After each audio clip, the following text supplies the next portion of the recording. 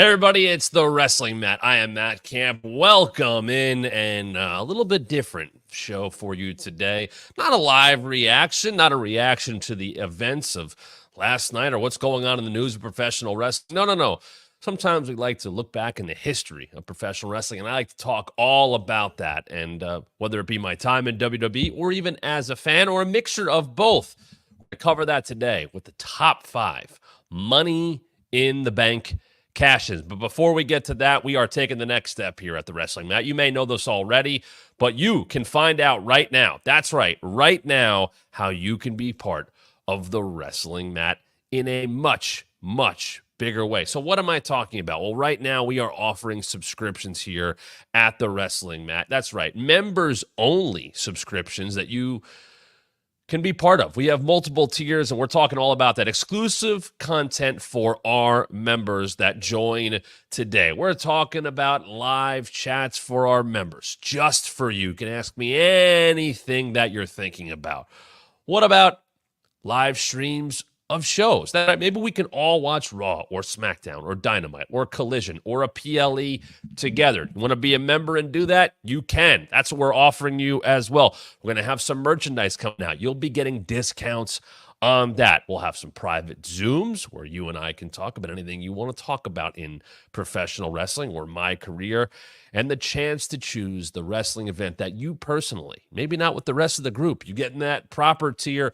We can watch it back together and just kind of talk about it. All available right now. 3 levels. Prices are affordable for everyone, and they're starting at $2.99. You can subscribe. $2.99 will get you in to one of those tiers, but check them all out. All of those perks are available, and more will be coming in the future at the WrestlingMatShow.com. So please make sure you check that out. We want to be interactive with you in every way possible and open up the door to so much more with you, our members. I thank you for that. Make sure you also, of course, are subscribed for free at the WrestlingMatShow.com. Turn on the notifications, leave a comment, like, subscribe. All those good things, share with your friends. I love the community that we have here at the WrestlingMatShow.com. And you can follow us on social media at WrestlingMat23 on both Twitter and Instagram. You go back and watch past episodes. Great interviews with Chef Reactions, who is a regular contributor here at the WrestlingMatShow.com. Dan Wright from Giant Bomb, my former co-worker at WWE, who ran the podcast department. A lot of great stories about John Cena and New Day, talking with him. The former Zack Ryder, Matt Cardona's been on this show. Joey Janela's been on the show. We'll have more guests coming up in the future, but you can all see that in the archives at the WrestlingMatShow.com. So without further ado, let's get into it. The top 5 Money in the Bank cash-ins of all time. All the times. Yes, it goes all the way back to, of course, now almost 20 years of Money in the Bank. But I'm going to go back on this one to 2019. A cash-in that happened on the same night the briefcase was won. And I could say briefcase because for a time you'd have to say Money in the Bank contract. Was it a briefcase, pal? The contract's in the briefcase. Yeah, it's a briefcase. You sell the briefcase on shop. That's what it was. So who won the briefcase in 2019 and cashed it on the very same night? A babyface. Not the current iteration, but the other babyface iteration of Bayley, who always used to give me shit and Michael Cole shit for saying her name weird. That's why I call her Pam when I see her in real life, as I talked about in my Reddit AMA recently. But Bayley cashing in on Charlotte on the same night she won the Money in the Bank in 2019. 5 years ago, of course, as we sit here in 2024. Now, remember, that was the time that Becky Lynch walked into that show as Becky Two Belts, had wrestled Lacey Evans, then went on to face Charlotte. She beat Lacey. Then Charlotte, she lost to, and then Lacey got back involved, and Bayley came out. Bayley hits the elbow on Charlotte. And the reign for Charlotte does not last very long, and Bayley wins the championship and successfully cashes in Money in the Bank. Sunny, beautiful, historic Hartford, Connecticut. Bayley does it, adding to a resume that is up there with any of the greats, male or female. She has accomplished it all in WWE, continuing to raise the bar to this very day. Also, one of my favorite people. Always enjoy talking to Bayley. And she did get the job done on that night. We start our list off with her. I will say that did bump Punk cashing in the first time. That was an honorable mention. Punk cashing in the first time on Edge after Batista destroyed Edge on Monday Night Raw. I decided to go against that one. I thought about it a couple times. I also thought about Punk cashing in the second time, but instead we go with Bayley cashing in on Charlotte the same night she won the Money in the Bank briefcase in 2019. Let's go to number 4, and these start to get real tough. There's some awful ones, and that's in another video. We're going to be talking about the worst cash-ins of all time. That'll be in another video. But there's a big dividing line to me. There was a couple that didn't make the list that I mentioned a couple of them already. There's a big jump of just, these were not good at all. But when you get into the top 4 here, these are the ones that you remember. These are the ones that made Money in the Bank as a concept great, exciting, meaningful.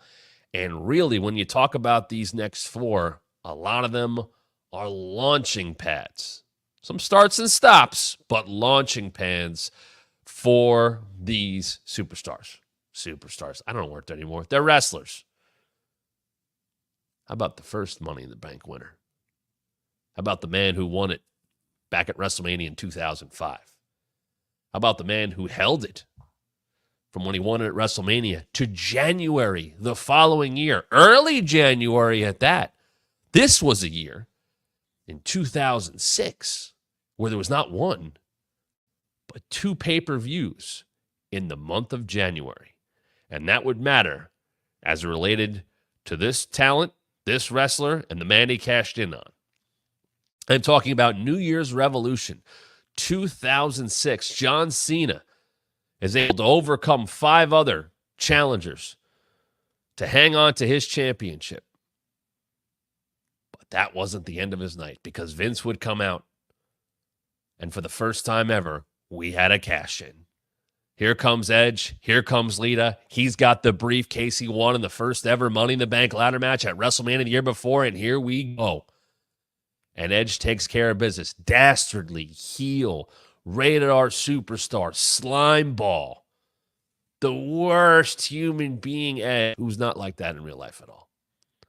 Gets in there, cashes in on John Cena, and wins the championship for the very first time.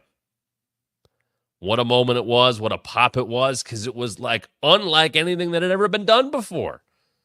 Money in the Bank was brand new. It had never been cashed in. Edge does it with the blank black briefcase, which I once interviewed him about. I had the briefcase in my hand because I was told this is the one. He said, buddy, I have that briefcase. There was a swap out at some point in time. So Edge still has his original briefcase from his first cash-in, because you remember he would go into cash again, but that's because he won the briefcase from Mr. Kennedy a couple of years later. But the first one, a special one. It comes in at number 4 on our list. Edge cashing in on Cena at New Year's Revolution 2006. Unfortunately for Edge, 3 weeks later, John Cena would get his rematch at the Royal Rumble, and in a rare instance, John Cena got a special Royal Rumble entrance as the challenger, and I believe he came out second, which was a huge tell of how that match would go down. Cena had this giant, I don't even know, like it looked like a bridge that came down that he walked all the way down right into the ring. And I remember when I saw it, and I was a big Edge fan, and at that point, the Cena malaise was real. I went, well, this is over. And they cut Edge off 3 weeks later. He would rebound in a very big way.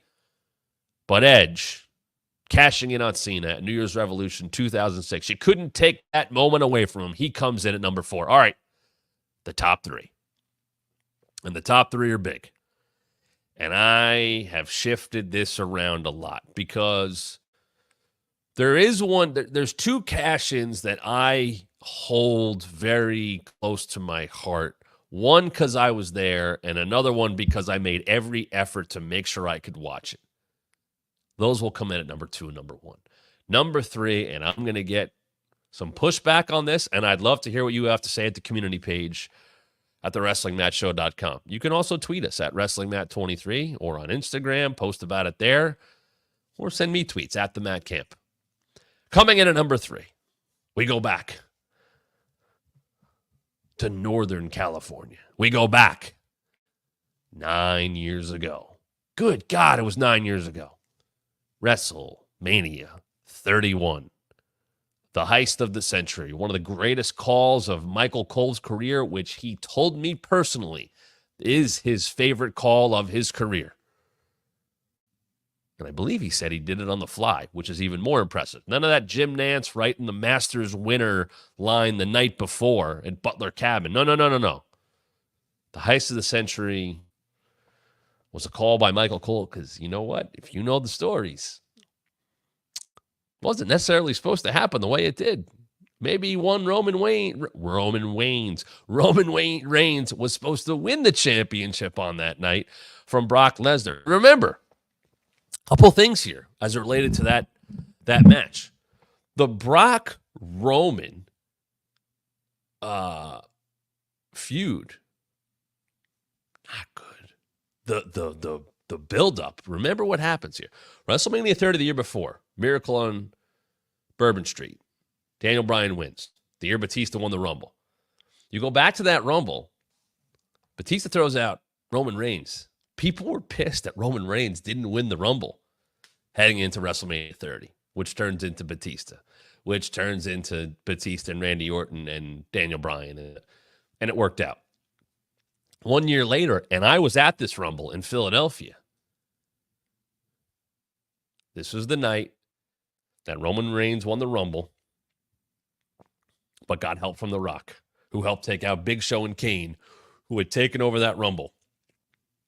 After that Rumble, to absolute shit, because Daniel Bryan walked in and got dumped out soon after, and Philly was not having it. And if you remember, The Rock teased the night before that he was in town. I remember going like, is he coming in at 31? No. He was there to help Roman. And there's the famous picture of raising Roman's hand and looking out into the crowd going, they are crapping on this. Oh, shit. And look where we are today. A little different now. Rock helping Roman at WrestleMania 31. WrestleMania 40, they were on the same side. When will we see them actually face off? It's not part of this Money in the Bank video, but maybe you could sound off in the comments. So bringing it back to WrestleMania 31. The build-up to Brock and Roman was not good. The last shot of Monday Night Raw is them wrestling over the title. It was horrible. It was not the way to send people home. Like they're having a 5-year-old tug of war, a 3-year-old tug of war. It's like two puppies pulling the rope back and forth. That was the final shot of Raw heading into WrestleMania 31. But then they got in the ring and Brock beat the shit out of Roman. I mean, he beats him up and he beats him up and Roman keeps getting up. And it's a fight. You remember that Extreme Rules 2012 match when Brock came back after all that time away and him and Cena just had a fight that Cena won stupidly? This was close to that. This was a fight. Brock beat up Roman and Roman would get up smiling. And I went, that's the guy. That's the guy right there they want. He'll take a beating and keep on coming. Don't book him invincible. He doesn't have to be there yet. And Brock was beating him up. And there's a clothesline in that match that is absolutely brutal. And Roman's his mouth's all messed up. And I remember watching it going like, I would have been okay if Roman won that. And what happens? They keep going, and the music hits. And here comes Seth. Now remember, Seth had wrestled Randy Orton earlier in the night. And really the daytime, because that happened in the daytime. You go back and ask anybody who worked early on WrestleMania 31. That was hot. I mean, to the touch. There's that ladder match beginning of the show. Nobody wants to take a bump. The ring apron, the mat, it is hot. It is Northern California in the sun in, was it late March, early April?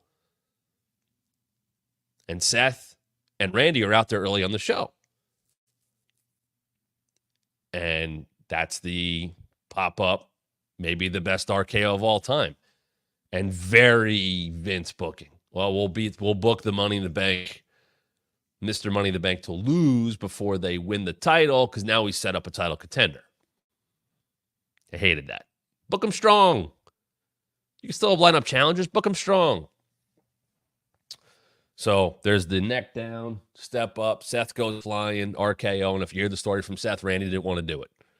Randy thought it was too much of a risk. If it went wrong, it would look bad. And it is perfect. It's up there. I think it's better than the Evan Bourne one, because I think there's way more. Randy just have to wait for Evan Bourne. This was get him up in the air and get him on the way down. There's a great Ziggler one there too. That's my favorite one. However, Seth comes back from that later in the night, sprints down to the ring, gets involved, wins the match, becomes WWE champion, heist of the century, and a great finish to WrestleMania. A cash-in, which didn't happen again until this past year. Or this year, I should say, with Damian Priest. With Seth Rollins in the ring. There you go. That's number 3. And if you want to say that's number 1, I understand. Daniel Cormier would say it's number 1. It's a good one, though. WrestleMania 31. Once again, the essence of what cashing in Money in the Bank is. And a heel doing so. And Seth remained a heel after that. You could tell there was a babyface in there. But him cashing in the way he did, and go watch the Roman's family in the front row is pissed. Bringing us to number 2. If you ask me on the right day, this is number 1. I've gone back and forth on this. If it's 1 and 1A, that's fine. I'm going to put it at number 2. And I do it because of what happened after. And maybe that's not fair, but I'm going to stick with that. I'm trying to find ways to divide 1 and 2. Number 2, I was in the building. Number 2 takes us back to 2013, 11 years ago. The night after an extremely underwhelming WrestleMania. The first WrestleMania that I attended, amazingly, took me 29 attempts to get there. I almost went to Seattle in 2003. Family said, you're not flying out to Seattle by myself. All right, fine. That would have been WrestleMania 19. I almost was in the building for Kurt and Brock Lesnar. But I was in the building for WrestleMania 29, and I paid way too much money to sit on the floor for a show that had one good match. Punk and Taker. Fantastic. Living color. I remember the night before, 2 nights before, at the time, I had a lot of friends in TNA, and I was sitting in the TNA locker room. They had run a show in New York, and it wasn't a big house show, but basically the locker room was like Bubba and Kurt Angle and Abyss, and we're all sitting around talking about it, and A Living Color had been announced, and Bubba said, he goes, I think they might do it. I said, what? He goes, I think they might have Punk beat Taker. And I was all for it. I was a big Punk fan going back to Ring of Honor and Indie days. And I was like, wow, I'm going to be there for that. That would be awesome. And I thought it kind of made sense. See what happened 1 year later with Brock Lesnar at 30, right after the network debuted. But I remember going, oh, I would love Punk to. And remember, Punk got the match with Taker because he had that match with Cena where he did the pile drive. And he got in trouble for it. But Punk was the champ to start the year. And he lost to Rock at Rumble. And then he lost again. And they did Rock Cena 2. And Rock tore up all his abductors. That awful, ugly match. The Miami match was certainly better. And that was that weird passing of the torch moment, even though Cena had already been champ. Remember, like, this still. Cena beats Big Show at WrestleMania 20 for the U.S. title. At WrestleMania 21, he wins the undisputed title from JBL, the WWE Championship. 8 years later, they try to tell us it's a passing of the torch moment with Rock doing the thing to Cena. Cena had been champ on and off for 8 years at that point. He wasn't, this was not like, well, he's a new guy and here's his big, no. And that's how they sold it. That was that WrestleMania 29. It's that Brock Triple H match. It's Mark Henry and Ryback and Fandango and Jericho, and they throw Randy, Sheamus, and Big Show together to lose to the Shield. Oof. So the next night, and then the Swagger Del Rio match. This is where I'm getting to. Everybody's Del Rio was the baby face because Swagger and Dutch Zeb were like weird. Like they went to, what they go to Glenn Beck or whatever it was, and all that. Get them out of the country, like stuff that would not play today, or maybe it would. Sadly enough, and Del Rio he was Mexican, so there's the way to make him a baby face. And the whole time, this is right after Swagger got DUI or DWI, and they didn't really do anything to him, and he stayed on the card. And Swagger and Del Rio have a world title match that nobody cared about. And the whole time they're chanting for Ziggler. The whole time. And they had the match with, Big E made his debut at Mania, and they went up against Team Hell No, and just nobody cared. Nobody cared. So the next night on Raw, they do it again. And I think they did Zeb and Swagger against Del Rio, and Del Rio won. And Del Rio is hurt. And that crowd, that was a special crowd. That was, and I don't think they've hit this in a while. The post-Mania Raw crowd. Now, the story was that Rock was supposed to appear on that Raw, but he got hurt, so they pulled him off. And that's the show that closes with Ryback and Cena starting their feud, even though Ryback had lost to Mark Henry the night before. Very odd. And that's when Cena does the heel turn thing with his foot. Oof. But that crowd, they crap on that Sheamus Big Show match. Oh, they're chanting everything. But Del Rio's down, and they take that shot in the front corner of the ring. And he's down, and he's getting worked on. And everybody, there's a buzz that comes in the arena. You can feel it. And I remember, I was like, that's one of the best crowds I've been a part of. Wrestling, sports, Super Bowls, championship game, you name it. I've been lucky to go to a lot of stuff. That's an all-time crowd to be a part of. And they take that shot of Del Rio. And you feel it. And Ziggler's music hits. And the place comes unglued. And JBL, we're about to have a new world champion tonight. Whoa, whoa, whoa, whoa, whoa, whoa, whoa. You hear all that stuff. And he comes out, and he's got E, and he's got AJ, and he gets in there, and he is yelling. I mean, he is yelling about all of this. Gets in there, and they go on to have the best 4-minute match of all time. I've talked to him about this. He'll tell you the same. He said what I said, because I that was a save until delete on the DVR for a while. And it's a great 4-minute match, and he gets out of that ankle, and as soon as he twists the ankle out, because Del Rio's hurt, you knew it. Boom. Zigzag 1, and the place goes to say banana. And Michael Cole, very simple but emphatic call. Dolph Ziggler has cashed in Money in the Bank, and Ziggler is yelling. And he's on SmackDown later that week, and he has no voice. And then, unfortunately, he gets hurt, and they flip-flop him and Del Rio, and they do the payback show in Chicago where Pump comes back against Jericho and all that, and it just never happened. And that's what separates that from number one. And I'm going to put number one up here right now. Number one is Rob Van Dam cashing in at John Cena at One Night Stand 2 in 2006. RVD had won Money in the Bank, and he called his shot well in advance. Well in advance.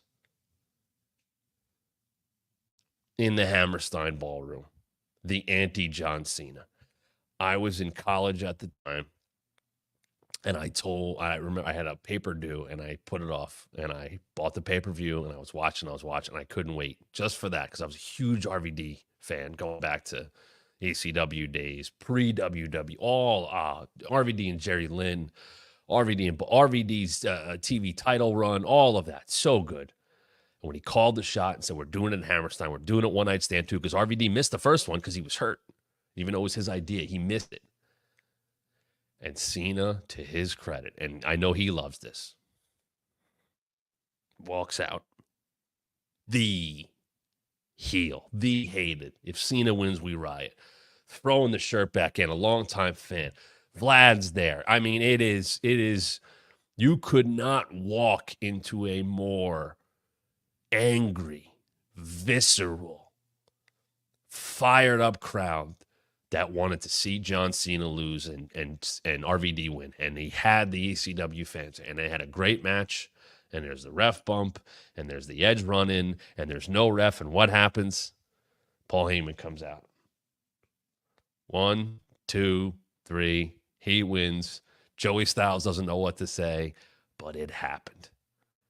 And of course, RVD would be WWE and ECW champ, and then that literally went up in smoke because him and Sabu got pulled over for weed on the highway. But it's the best one. I love the call your shot. I hope it comes back. It's a great way for a babyface to pull it off, and if a babyface calls a shot, he should win. Those are your top 5. Money in the Bank cash-ins. According to me, Matt Camp, right here at The Wrestling Mat. Please subscribe at TheWrestlingMatShow.com. Check out what we have with all of our different tiers, starting at $2.99, so you can join me in a variety of ways for the most interactive pro wrestling show out there. It is The Wrestling Mat. I am Matt Camp. I thank you for joining us. Make sure you go back and watch our archives. All kinds of stuff in there, including other content with interviews with Chef Reactions and Dan Reichert and Joey Janela and Zach Ryder, the Matt Cardona, all of my stories of my WWE past, and so much more. A very interactive community. Please follow us at WrestlingMat23 on Instagram and Twitter. Leave us your comments. Turn on the notifications here at TheWrestlingMatShow.com on YouTube. And you might be just hearing from me anytime soon. That's great to hear from you guys. I always appreciate this community here at TheWrestlingMatShow.com. We'll be back next time to talk about wrestling even more.